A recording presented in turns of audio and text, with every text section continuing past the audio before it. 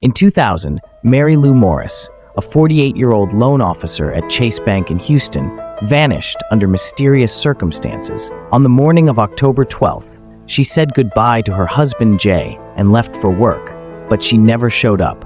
Concerned, Jay repeatedly called her until he finally learned from her supervisor that Mary Lou hadn't come to work at all. Fearing the worst, he called the police. Before the police could launch their search, an ATV rider reported seeing a smoldering car about 3 miles from Mary Lou's home. When authorities arrived, they found a burned vehicle with someone slumped in the driver's seat. A tooth fragment identified the victim as Mary Lou. Gasoline had been poured over her and the car, suggesting that the scene was staged to look self-inflicted. Yet, her wedding ring was missing, an ominous sign, as it later turned out. The community was shocked by Mary Lou's death, a kind soul with no known enemies. The following day, an anonymous call to a local newspaper claimed her death was an accident, but the call was abruptly cut off and untraceable. At the same time, another tragedy was unfolding. Mary McGinnis Morris, a 39-year-old nurse practitioner who was well-liked at her clinic, except by one troublesome new employee, Dwayne Young, began experiencing strange, threatening incidents at work. One day, upon returning to her desk, she found her family photos flipped and a note reading "Death to her" left on her desk. Convinced Dwayne was behind it, she confided in her husband, Mike, and even learned to shoot a gun for protection, tucking a pistol under her car seat. On October 16th, just days after Mary Lou's death, Mary McGinnis Morris visited a drugstore. There, she noticed a strange man watching her intently. After a call to her best friend Lori for advice, Mary tried to leave, but soon made a frantic 911 call. Her desperate screams recorded on tape indicated she was under attack. Later that night, she was found dead in her car with a single gunshot wound to the head. Her attacker had staged the scene to look like a self-inflicted death. Notably, her pistol was placed beside her hand and her wedding ring was missing, mirroring the signature of professional hitmen. Speculation soon mounted that these two murders were connected, a professional hit gone wrong. Both women, sharing the same last name and living in the same city, were killed within days, and both scenes featured the missing wedding ring, allegedly a calling card of the hitman. Some theorize that Mary McGinnis Morris was the intended target, with Mary Lou Morris being an accidental casualty. Though suspicion initially fell on Mary McGinnis's husband Mike and her disgruntled co-worker Dwayne Young, neither was ever linked to the crimes. To date, no one has been charged in either case, leaving a trail of unanswered questions and a community still searching for justice. The mysterious case surrounding Tiffany's disappearance. It seems that someone knows more than they have revealed. On July 12, 2015, 18-year-old Tiffany Valiante and her parents attended a graduation party in New Jersey. Around 9 p.m., one of Tiffany's friends spoke to her parents, expressing frustration that Tiffany had used their debit card without permission. Initially, Tiffany denied this to her friend, but later admitted it to her mother, Diane. At that point, they were all outside Tiffany's house. Diane went inside to find her husband, and when she returned, Tiffany had vanished. Fortunately, they were able to see Tiffany on the deer cameras they had set up outside. In the footage, she appears to be walking down the driveway wearing her normal clothes and a white headband. When they began searching for her, they made a chilling discovery. Tiffany's phone was lying on the ground at the bottom of the driveway. This was alarming, as Tiffany never kept her phone out of sight. By 11:30 p.m., her family called the police, unaware that Tiffany had been struck by a train just 27 minutes earlier. Frustratingly, the police quickly presumed her death to be a suicide. However, this conclusion did not align with the evidence. Tiffany's family and friends described her as an upbeat person who was happy and making plans for the future. Additionally, the autopsy revealed a clean toxicology report. In the deer cam footage, Tiffany was fully clothed, but when she was found, she was only wearing her underwear and had no shoes on. Disturbingly, 2 weeks after her death, Tiffany's mother discovered her missing trainers and headband more than a mile away from the train tracks. Could someone have murdered Tiffany and then placed her body on the train tracks to make it appear as though she took her own life? Tiffany's parents certainly suspect foul play. This is the greatest unsolved mystery in the FBI's history. On November 24, 1971, Dan Cooper was riding in the back of a plane. He called a stewardess over and showed her a briefcase containing a bomb. His demands were very simple. He wanted $200,000 and 4 parachutes. After landing in Seattle, Cooper exchanged the 36 passengers for the money and parachutes with the authorities. He then ordered the pilots to fly to Reno, Nevada during this flight. Cooper told the crew to go into the cockpit, and then he locked the cockpit door from outside. After they landed in Reno, Cooper and the bomb were nowhere to be found, and the stairway was left extended.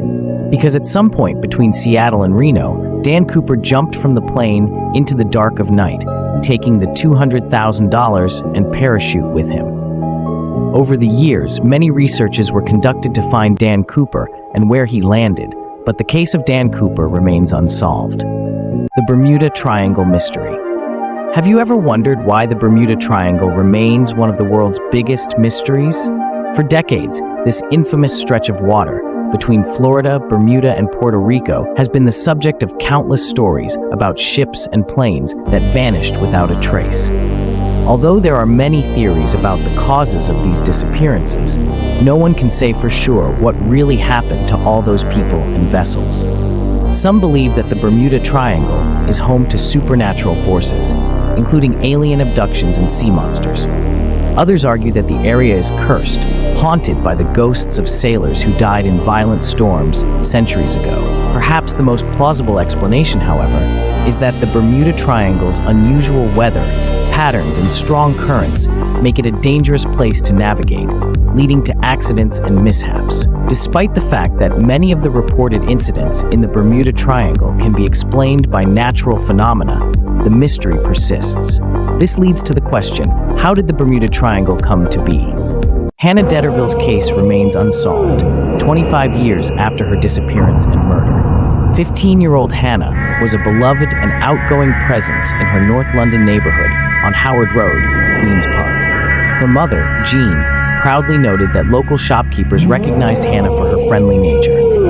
On the afternoon of January 2, 1998, Hannah left home to buy gold thread for her mother. While at the shopkeeper overheard Hannah arguing with someone outside. When asked if she was okay, Hannah dismissed the incident, saying it was just some crazy person.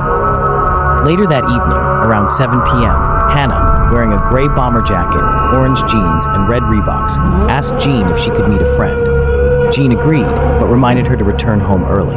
Tragically, Hannah never came back.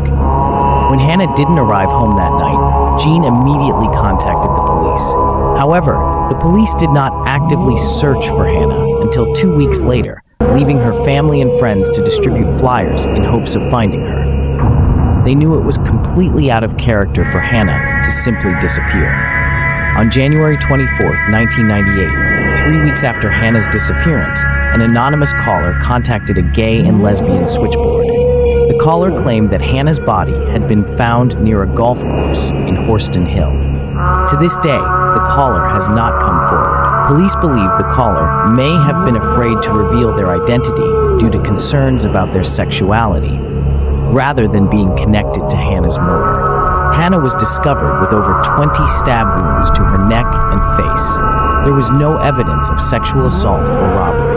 Authorities believe she was killed approximately 12 hours after her disappearance and had been kept elsewhere for several days before being dumped in the wooded area where her body was found. Police indicated that it would have taken at least 2 people to carry her body to that location. Hannah's friends were questioned, particularly since she was supposed to meet one of them that night. Most friends stated they had not seen Hannah or were not the ones she was meeting. Police believe that Hannah's killer was familiar with her and the area and likely had access to a car to transport her body. Despite the passage of 25 years, little progress has been made in uncovering details about Hannah's abduction and murder. There are speculations that some individuals in the local community may have discussed her case but are too afraid to approach the police. It seems there is a pervasive silence surrounding Hannah's tragic death.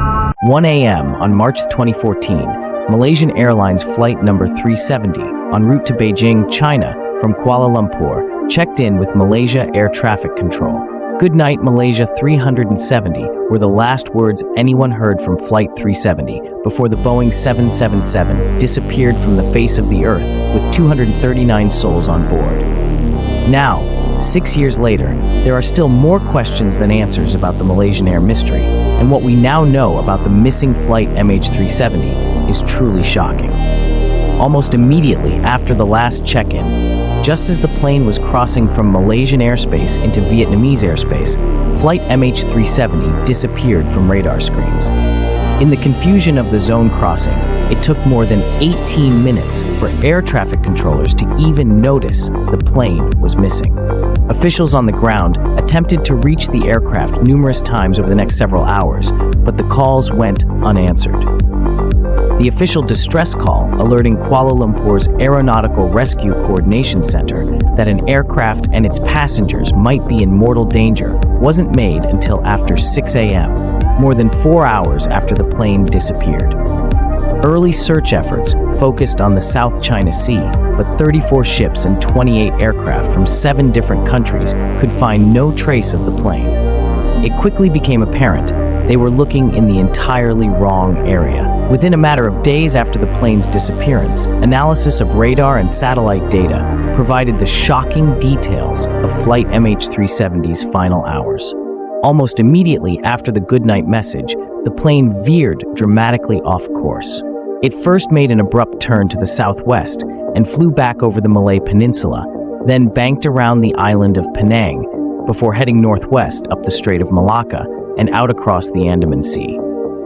This maneuver took more than an hour to accomplish, but the most shocking revelation from the radar data was the fact that after the deviation, the plane cruised on autopilot for hours before it ran out of fuel and plunged into the Indian Ocean, thousands of miles away from the initial search area. Can you grasp the magnitude of this revelation? The plane didn't just drop out of the sky. As families of the missing passengers wait anxiously for news, the search efforts become more desperate. The ocean is vast, and the clues are elusive. How could an aircraft just vanish without a trace? What happened during those final moments in the sky? As days turn into weeks and weeks turn into months, the mystery deepens. Investigators analyze every piece of data, every scrap of information. Theories abound. Was there a fire on board? A catastrophic mechanical failure? Or was there something more sinister at play? The world is glued to the news, trying to piece together the puzzle. The flight's last known location is analyzed, but it only raises more questions. How could a plane that was so meticulously monitored just disappear? Months pass and then years, but the search continues. It becomes a quest, not just for the aircraft, but for closure for the families left behind. Every new lead is followed, every piece of debris examined, but the answers remain frustratingly out of reach. Then, in 2018, debris from flight MH370 washes ashore on an island in the Indian Ocean, reigniting hope and despair all over again. Could this be the key to unlocking the mystery? As we look back, we're left with haunting questions. What really happened to Malaysian Airlines Flight 370?